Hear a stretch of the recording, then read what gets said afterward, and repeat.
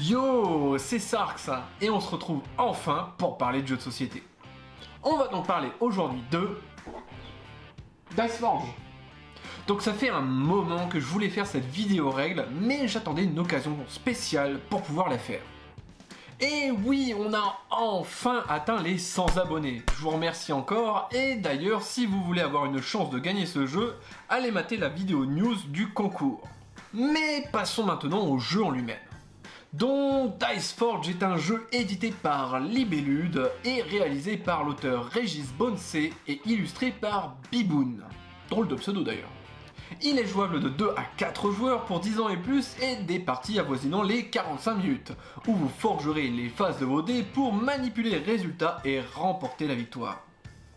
Mais avant de commencer, pensez à liker la vidéo si vous avez aimé, à vous abonner pour voir plus de vidéos règles et à checker Instagram pour être au courant de tout.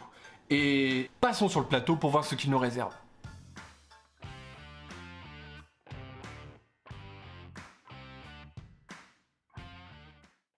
Tout d'abord, voyons comment mettre en place une partie de Diceforge. Pour commencer, prenez la boîte de jeu et posez-la au centre de la table, en sortant la palette de face de dés de son étui, ainsi que le plateau des îles que vous disposerez comme ceci. Placez toutes les cartes dans leur emplacement respectif. Pour une première partie, privilégiez les cartes à pastilles bleues.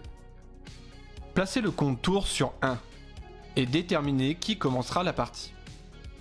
A noter que vous devrez ajuster le nombre de cartes de chaque pile, le nombre de faces de dés dans le sanctuaire et le nombre de manches totales en fonction du nombre de joueurs présents en partie.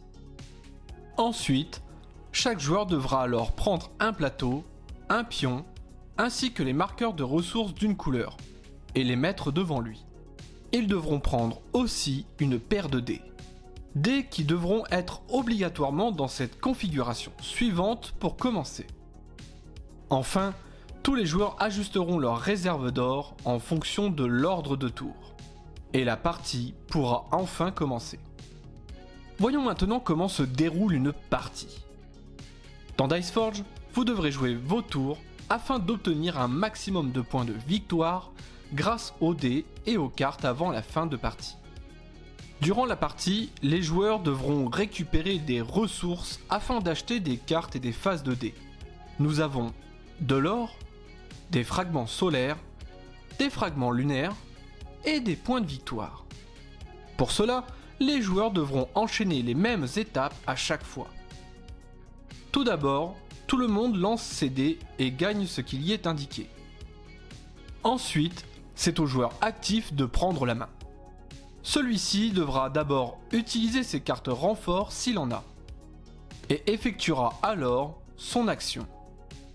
Après cela, il pourra bénéficier d'un tour supplémentaire si besoin. Et enfin, le joueur actif passera la main au joueur suivant. Tous les joueurs effectueront ces mêmes étapes jusqu'à la fin de la partie. Mais voyons chacune de ces étapes un peu plus en détail. Au début du tour de chaque joueur, tout le monde lance les dés et gagne ce qui est indiqué. Pour cela, les joueurs devront reporter sur leur plateau ce qu'ils viennent de gagner.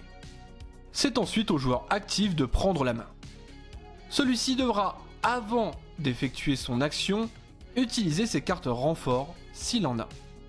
Les cartes renforts sont des cartes comportant un engrenage dessus.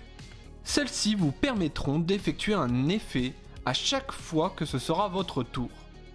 Par exemple, si vous possédez 7 cartes, au moment d'utiliser vos cartes renforts, vous pourrez alors relancer un de vos dés et gagner ce qu'il indique.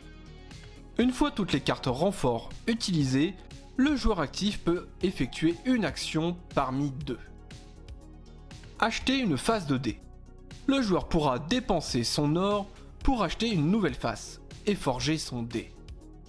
Il devra alors s'acquitter du coût de là ou les faces de dés voulues sur son plateau. Prendre là ou les faces, celles-ci devant être toutes différentes. Et il va pouvoir forger son dé. Pour cela, il doit prendre la nouvelle face de dés fraîchement acquise et l'insérer dans une des interstices du dé, comme ceci.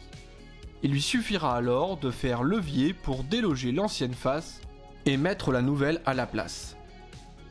A noter que vous ne pourrez jamais réagencer les faces de vos dés.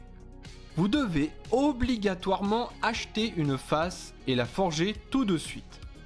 Les anciennes faces étant perdues jusqu'à la fin de la partie. S'il ne veut pas acheter de face de dés au sanctuaire, le joueur peut alors accomplir un exploit, c'est-à-dire acheter une carte sur le plateau.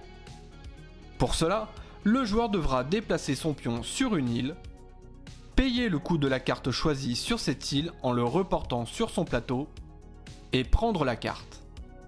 Si au moment de déplacer son pion, l'endroit où veut aller le joueur est déjà occupé, il devra alors chasser le joueur déjà présent sur l'île. Le joueur met alors son pion à la place du pion chassé, celui-ci revenant au centre du plateau. Mais attention, le joueur dont le pion a été chassé aura le droit en compensation de lancer une fois ses dés et donc de gagner ce qu'ils indiquent. Mais revenons sur les cartes. Celles-ci comportent diverses informations telles que le type de la carte, son coût, son effet et le nombre de points de victoire qu'elle vous octroiera en fin de partie. Les cartes sont de 3 types. Sans effet, celle-ci n'appliquant aucun effet et rapporte uniquement des points de victoire en fin de partie. Renfort, représenté par un engrenage qui vous permettra de bénéficier d'un effet à chacun de vos tours. Immédiate, représenté par un éclair qui vous permettra de bénéficier d'un effet une seule fois lors de l'acquisition. Ou alors permanente, représentée par un sablier. Ces cartes vous octroyant un effet durant la partie sous certaines conditions. Une fois que le joueur actif a effectué son action, celui-ci peut en effectuer une supplémentaire, c'est-à-dire acheter une carte ou une face de dés en payant 2 fragments solaires. Une fois que le joueur actif a terminé son ou ses actions, il pourra alors passer la main au joueur suivant, qui devra donc repasser par les mêmes étapes citées précédemment. Quand la main revient au premier joueur, la manche est alors terminée. Le compte tour devra alors être augmenté de 1 sur sa piste et une nouvelle manche commence. À la fin de la 9e ou 10e manche, selon le nombre de joueurs de la partie, celle-ci s'arrête. Les joueurs devront alors compter leurs points. Les joueurs devront alors compter les points obtenus grâce à leur face de dés, qui ont été normalement reportés sur le plateau, ainsi que tous les points de victoire présents sur les cartes en leur possession. Finalement, le joueur ayant le plus de points de victoire gagne.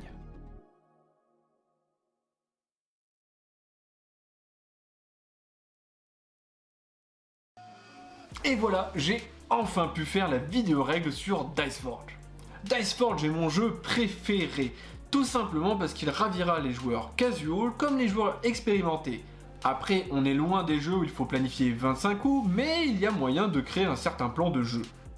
Le jeu est ultra fun, bien équilibré, et je trouve que les phases de dés interchangeables relèvent du pur génie. Avec 2 extensions à son actif pour renouveler au maximum vos parties.